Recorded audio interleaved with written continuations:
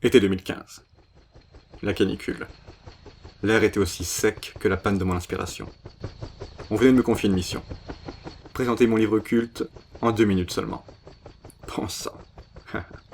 Moi, me contenter de 2 minutes. Ma première réaction, ça a été de dire que c'était impossible. Ça ne pourrait pas être moi. Et pourtant, plus j'y pensais, et plus je pensais à ce livre. Cette plongée au cœur de la folie. Le récit quasi autobiographique d'un étudiant lambda qui devient accro à l'adrénaline de la guerre jusqu'à ne plus rien aimer d'autre.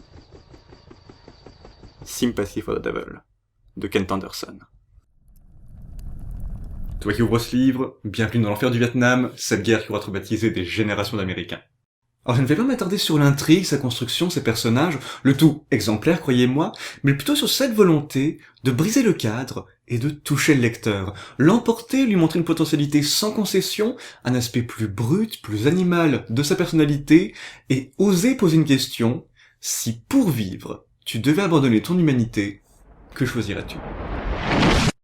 Et pour avoir su me poser cette question d'une manière unique, en me parlant de la guerre avec nostalgie, en regrettant l'excitation, l'adrénaline, l'exaltation du survivant, ce livre vraiment mérite toute mon attention, car il s'inscrit dans cette littérature vivante qui sait me parler et qui, au bout du compte, fait de moi un homme meilleur en m'offrant un autre point de vue tant sur les gens que sur le monde qui m'entoure.